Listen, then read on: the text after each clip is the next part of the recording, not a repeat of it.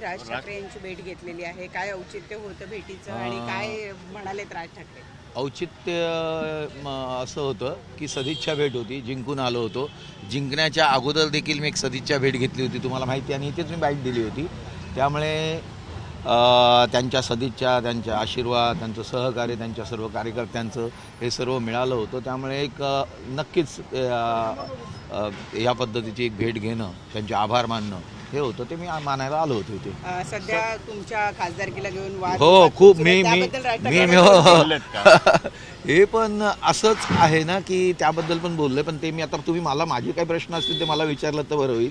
ते काय बोलले बघ ते बोलतीलच, पण मला तुम्हाला काय विचारायचं ते विचारू शकता तुम्ही. सर, जे काही वाद चालू आहे त्या वादात हा, मी आता त्या बोलतो ना. एक प्रामुख्याने एक त्यांनी काय सांगितलं की फोन मिळाला आणि त्या फोनमुळे हाईक होतं. तर ते त्यांनी प्रूव्ह करून दाखवा ना, जगाला पण कळेल. मोदी साहेब पण बोलले होते 400 पार. मग ते हे असं काहीतरी करता आलं असतं ना त्यांनी. तर त्यामुळे ते असं काय हाईक करता येतं मोबाईलच्या माध्यमातून, हे खरोखर सिद्ध केलं तर देश नाही जगामध्ये कळू शकतं की असं होऊ शकतं म्हणून. तर त्यांनी प्रूव्ह करावं अशी माझी देखील विनंती आहे त्यांना. आणि कोर्टांमध्ये वगैरे जाणार आहे, जायला काय, लोकशाही आहे, लोकशाहीमध्ये कोणी कुठेही जाऊ शकतो. त्या ठिकाणी आता माझं तर 8व्या वेळेचा हा टर्मचा हे आहे. काउंटिंगच्या इथे नेऊ नये. तुम्ही कोविडमध्ये पण असं म्हणाले होतात की कोविडच्या बाबतीमध्ये की बाहेर रस्त्यावर आलं नाही, तर त्याला ते कायदा असतं. मोबाईल हा जनरली सर्वच जण, मी बघितलं तर अनेक जणांकडे तुम्हाला मोबाईल टावर जर चेक केलं तर मिळेल की मोबाईल तुमच्यातले किती लोक आतमध्ये होते, त्यांच्याकडे किती मोबाईल होते, तुम्ही बघा ना, तुम्हाला पण माहिती त्यातनं येत होतं. पण ते हॅक केलं जातं, हे जरा सिद्ध झालं तर त्यातनं खूप मोठं काही कळू शकतं. त्यामुळे त्यांनी ते सिद्ध करावं अशा पद्धतीने. हे कशाबद्दल झालं, मी तर सकाळपासून टी व्हीवरतीच आम्ही पाहत होतो. ज्या वेळेला 5:41 वाजता बघितलं की 2200ने अमोल कीर्तीकर विजयी. हे विजयी कसे होऊ शकतात? जर मला इलेक्शन याच्याकडनं आपल्याला जे काही फेसबुकच्या माध्यमातून वगैरे सर्व कळत होतं, तेच मला देखील कळत होतं टी व्हीच्या माध्यमातून वगैरे. तर आमच्याकडचा कोणी मोबाईल नेलं नव्हतं किंवा आपण प्रयत्न केला तरी कोणी नेलं काय नेलं आपल्याला कळूच शकत नव्हतं. ते त्यांनाही कळत असेल, ते त्यांच्या लोकांनी नेलं होतं, आमच्या लोकांनी कोण नेली असेल, कोणी आहे ते टॉवरचं हे केल्यानंतर कळू शकेल. पण त्यातनं हॅक केलं जातं, हे काय आहे ते जरा नक्कीच जगाला कळलं किंवा आणखीन बाकीच्यांना कळलं तर खूप बरं होतं. आणि ते कळल्यानंतर मी पण प्रयत्न केला की मी कोणाला सांगणार, विचारणार, तर तिथला आरो असेल किंवा आणखी कोणी असेल त्यालाच करणार की तुम्ही लोक कोणी असेल तर बाबा हे कसं काय चाललंय तुम्ही. तर आम्ही ABP मार्जावाल्यांना फोन केला होता की तुम्ही हे कशा पद्धतीने सर्वांनी चालवलं. अरे 5:51 वाजता जर 1 लाख मताच्या वर जास्त मोजणी बाकी आहे आणि तुम्ही जिंकला, हे कसं काय देऊ शकता? याचाच अर्थ आतून पण कोणीतरी तुम्हाला सांगितलं किंवा सांगितलं गेलं असं. आणि म्हणून मी 5:51च्या नंतर 6 वाजता तिथे पोहोचलो.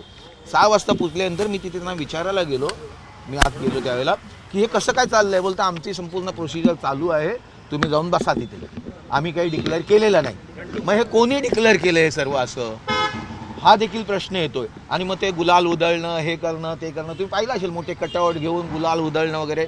हे मी घरून रागाने म्हणजे मला कळलं हे चुकीचं चाललेलं आहे. आणि म्हणून मी तिथे आलो. तिथे आल्यानंतर त्यांनी काही मुद्दे उपस्थित केले, ते त्यांच्याशी हे काय.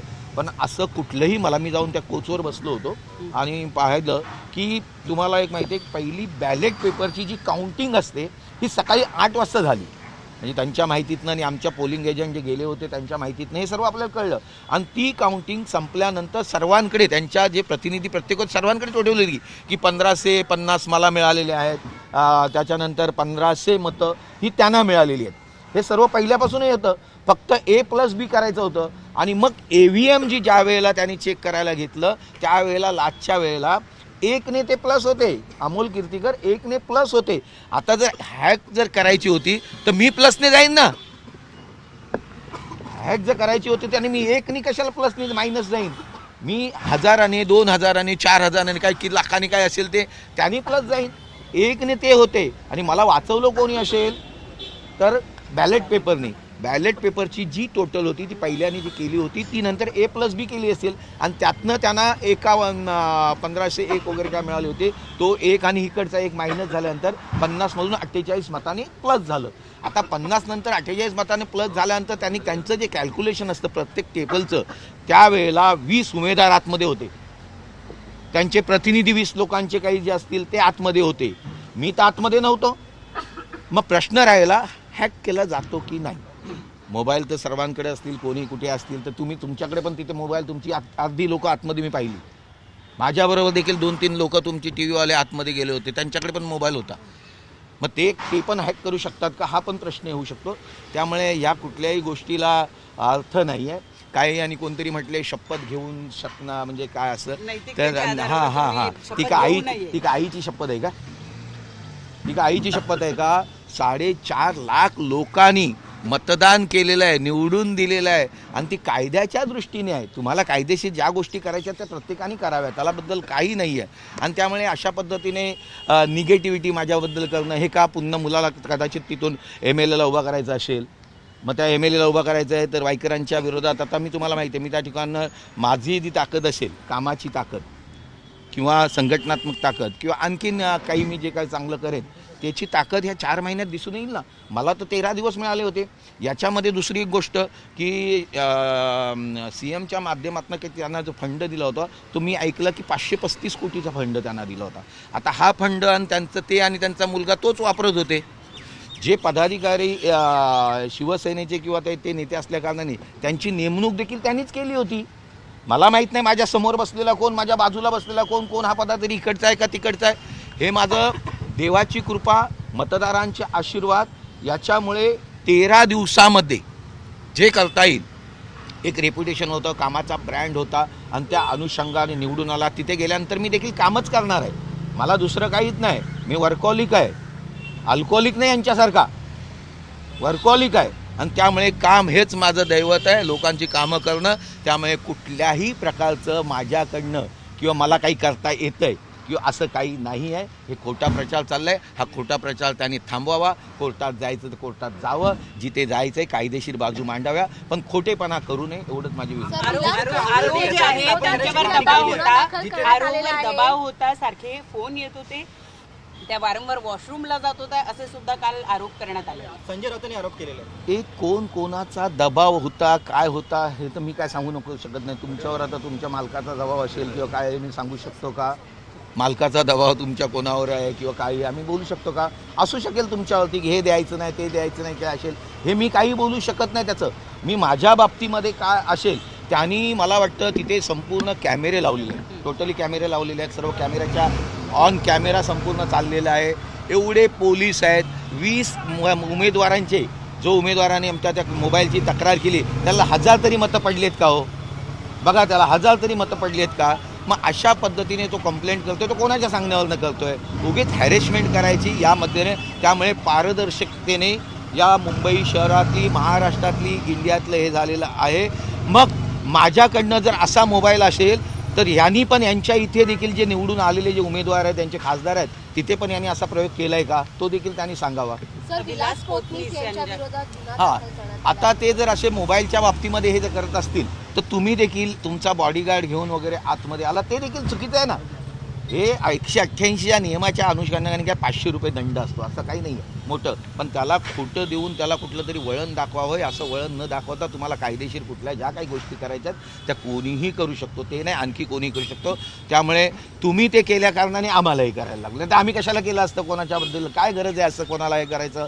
नाव घेत पारदर्शकतेने ह्या हिंदुस्थानमध्ये झालेलं इलेक्शन हे पारदर्शकतेने झाले म्हणून तुमची देखील लोक निवडून आली, ही लोक निवडून आले आणि मी देखील निवडून आलेले. ते तुमचा पराजय हा मोठेपणाने पचवायला शिकला पाहिजे. माझं जर असं तर मी नक्कीच त्याला शुभेच्छा दिल्या असता. आणि मी ते म्हटलं, हरल्यानंतर देखील त्यांनी म्हटलं की मी सॉरी म्हटलं, कारण मी त्यांना हे केलेलं आहे. मला कोणालाच दुखवायचं नाही आहे. याच्या अगोदर देखील मी कोणाला दुखवलेलं नाही, याच्या पुढेही मला दुखवायचं नाही. मी आलोय तर लोकांची कामं करण्यासाठी आलोय, म्हणून कोणाला तरी टार्गेट करायचं, हे टार्गेट करणं सोडून द्यावं अशी माझी विनंती आहे. तक्रारदाराला जीवे मारण्याच्या धमक्या येत आहेत असं सांगितलं. तुम्ही जिंकून येण्यापूर्वीपर्यंत असं म्हटलं जात होतं की वायकर आमचाच माणूस आहे, फक्त आम्ही तिकडे पाठवलेला आहे. या निकालामुळे आता हे देखील आता काय आता म्हणावं याला, हे तुम्हीच सांगायचं. आता मी काय बोलत नाही. सर तक्रार स्थापन करण्याची मागणी केली. त्यांना जे काय मी सांगितलं ना, कायदेशीर ज्या काही गोष्टी आहेत SIT करावी, आणखीन काही असेल की जे काय असेल ते नक्की करावं. तक्रारदाराला धमक्या येत आहेत तुमच्या कार्यकर्त्यांकडनं असं समोर त्यांनी मग आलेलं तसे आहे. त्याच्या नावाने कोणी जे धमक्या देतात त्यांनी कंप्लेंट करावी पोलिस स्टेशनला. तुम्हाला ज्यावेळेला उमेदवारी जाहीर झाली होती त्यावेळेला गजानन कीर्तीकर यांचं देखील नाव पुढे आलं होतं की ते अमोल कीर्तीकर यांना चुकी मदत करतायत. त्यांचे स्टेटमेंट्स देखील होते. विजयानंतर त्यांच्याशी काही बोलणं झालं किंवा त्यांनी नाही बोलणं झालं, नाही झालं बोलणं नाही. सर, राज ठाकरे यांची आज भेट घेतली. ही भेट नेमकी कशासाठी होती? या भेटीमध्ये मी या आत्ताच संदर्भात सांगितलं चर्चा ही झाली. सदिच्छा भेट होती. या सर्वच चर्चा होणार, काय झालंय काय चाललंय सर्वच होणार. त्यांची काय प्रतिक्रिया होती? त्यांची- नाही, मन की आणि जन की बात नाही. जी बोलतोय ते मी माझी बात सांगतोय. या आपण संदर्भात त्यांची काय शपथ प्रतिक्रिया घेणार होती? का? जाणार तुम्हाला मी मगाशीच म्हटलं ना की ह्या काही शपथ काय आईची शपथ किंवा वडिलांची शपथ किंवा आणखी कोणाची शपथ नाही, देवाची शपथ वगैरे नाही आहे. देवाची शपथ तिथे त्या कायदेशीर रूपाने असेल ती मी ती घेणारच आहे तिथे. त्यामुळे एक जिंकून आलेलं आहे, मला सर्टिफिकेट दिलेलं आहे. कायद्यामध्ये जे आहे ते रूल्स प्रमाणे सरळ चालणार आहे. नाही, विचारा जे काही विचारायचे ते बिनधास्त विचारा. त्यांचा एक आज घेऊन जास्त होता. हां हां त्यांचा असा पण होता की 24 तारखेला तुम्ही जी शपथ देणार आहात संसद सदस्याची ती पण घेण्यापासून परावृत्तच राहावं त्यांना अशी पण त्यांची मागणी आहे. असं कायद्यात जे आहे ते होईल ना. कायद्यात जे मी पुन्हा तेच काय सांगू, कायद्यात जे असेल ते होणार. मी कायदा मानणारा मनुष्य आहे आणि जाणणारा देखील आहे.